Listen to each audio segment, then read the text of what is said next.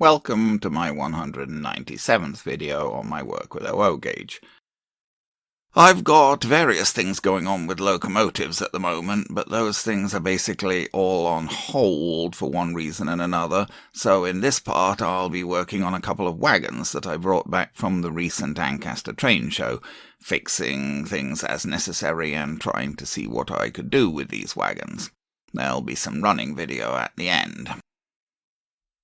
These are the two wagons. On the left is a rather interesting tricks wagon, a brake van which has pickups, so clearly it was designed with the idea of having lighting. The other wagon is a bit more ordinary, but it was of special interest to me because it's painted as belonging to the Cliff Hill Stone Pavement Company of Markfield, Leicestershire, just near to where I grew up, although I live in Canada now and have done for nearly 50 years. I actually already had 3 wagons like this, which I bought on eBay UK, so when I saw this one for sale at the train show, it was obvious to buy it to make my rake up to 4. I only paid $5 for it. It was missing a coupling as I got it, so that needed to be fixed. It's a Pico model. I don't know whether these wagons were sold ready to run or as a kit. I had 2 types of Pico simplex coupling on hand, what they call R2 and R3. The R3 couplings are more complicated, made mainly of plastic, pivoted on a base with a little spring and a metal bar, which is supposed to allow them to be uncoupled magnetically. The R2 couplings are the older, simpler type. Here's an R2 coupling out of the packaging, just a simple bent metal coupling and a plastic pin to retain it. It appeared that the couplings fitted to the Pico Cliff Hill Stone wagons were of the R2 type. I believe that the idea is that the retaining pins are just supposed to be a push fit into tight holes, but in this case when I pushed the pin into the hole in the base of the wagon it just fell out again. So I had to glue the pin in place. This is a bit tricky, as if any glue gets onto the surface it will fix the coupling in place so that it won't pivot as it's supposed to do. I put a little CA glue onto the tip of a toothpick and then carefully ran the toothpick down into the hole and ran it round to apply glue around the inside of the hole. Getting the pin in was extremely fiddly, as it has a shoulder that must be fitted through the coupling as the pin is fitted into the hole. I didn't use accelerant for the CA in this case, just putting the wagon aside for a while to let the glue set. Here's the Trix brake van. It came to me like this, with contacts mounted for the outer rails, so presumably set up to run 2 rail. I assumed that the red light on the back was supposed to light up. There were oddly shaped long screws on the base of the wagon. These served a double purpose. The base of the screws held the simplex couplings in place, although only one coupling was actually fitted, which is really okay for a brake van since it would normally be at the back of a train and so it wouldn't need a coupling on the back. But the screws were long and sort of hourglass shaped, and they also held the axles in place, by means of the axles sitting in the waist of the hourglass shape, and so not being able to move down. Really quite an odd way of retaining the axles. Once the screws were removed, the axles just fell out of the axle boxes as there was nothing else holding them in place. I removed the screws at the ends of the pickups. This allowed the pickups to be completely removed, as seen here. The screws were also holding wires in contact, and the wires were threaded through into the inside of the wagon. There was one more screw which hadn't been noticeable at first, being mostly hidden by the pickup. When I removed that screw, I was able to take the body off from the chassis. Both body and chassis were die-cast metal, so this was quite a heavy wagon. With the body removed, you can see the bulb inside the wagon, and also the red plastic light tube for the rear light. I applied power to the wires, and the bulb did light up. It appeared that the model was designed so that the light could operate in either 2-rail or 3-rail mode. As though the pickups came on the outside, there was another fitting for a pickup in the centre.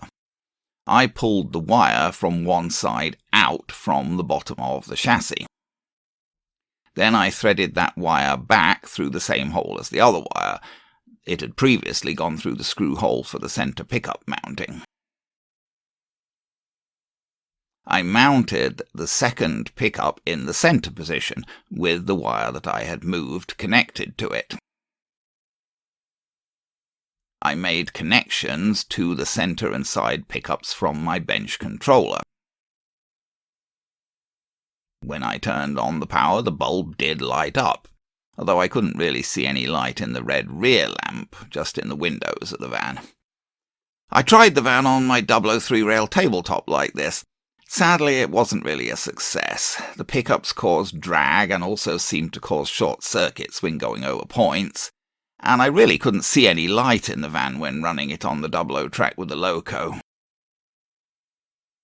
So, with regret, I gave up on the electrics and removed the pickups and the bulb mounting, although I'll certainly save those and the pickups may come in useful for something else when I'm trying to do a 3-rail conversion or whatever.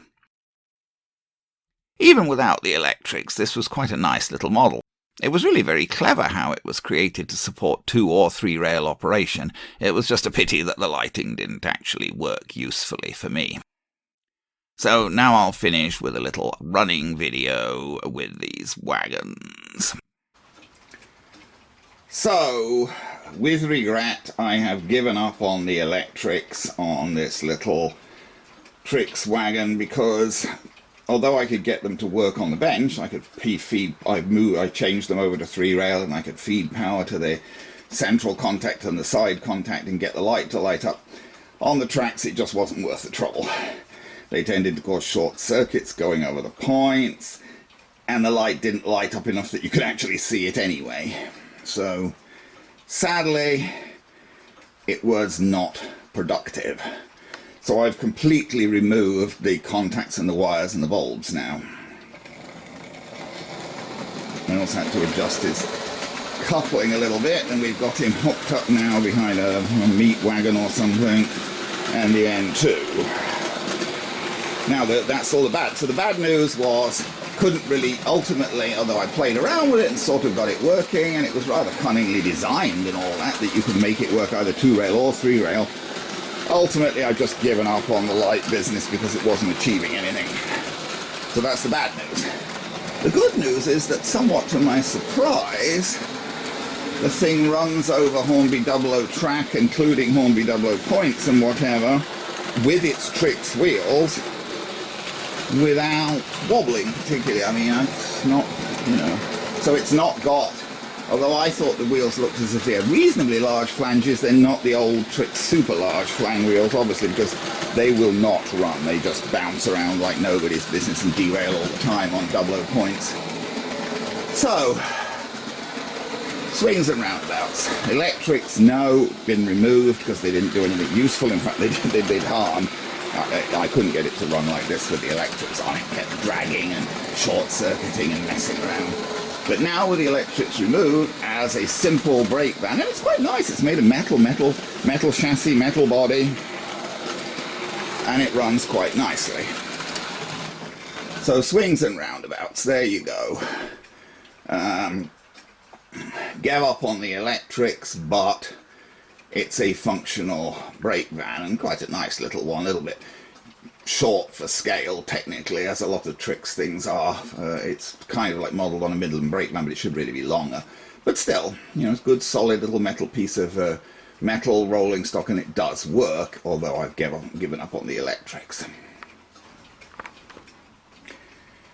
Now, I'm not too sure whether this is going to work entirely successfully, because there may be issues with the couplings. Simplex couplings can have their problems. They're not always at the right angle, they're not always at quite the right height, so getting them to join together and stay joined together can be a bit of a problem.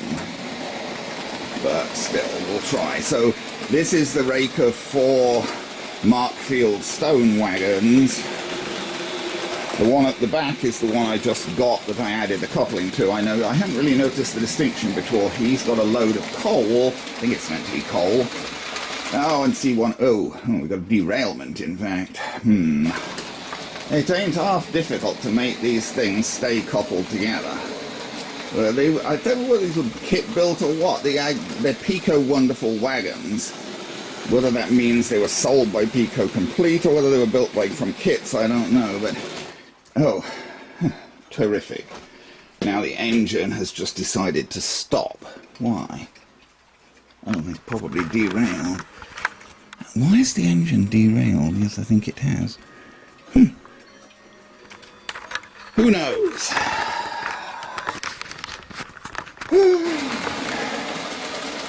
I'm struggling with all sorts of problems here. I don't think the connection of my power supply is working too well. I may have to revisit that. The way I've hooked that DIN plug that connects this power supply up, it sort of keeps coming off and whatever. But anyway, there you go. Such as it is, finally, for a bit.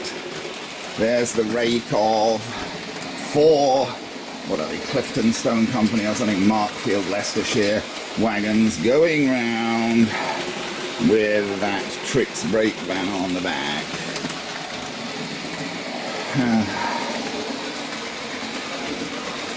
But they are, as I say, they're a bit temperamental about staying coupled to each other. They're a bit temperamental about staying coupled to each other, and my controller's being a bit temperamental now. But there they are. And these are the 3 I had before at the front, and then that's the one I just got for $5 at the train show and added a coupling to, and that one has a coal load, whereas the others don't, and that's that little Trix brake van. So those are the 2 wagons I was working on today.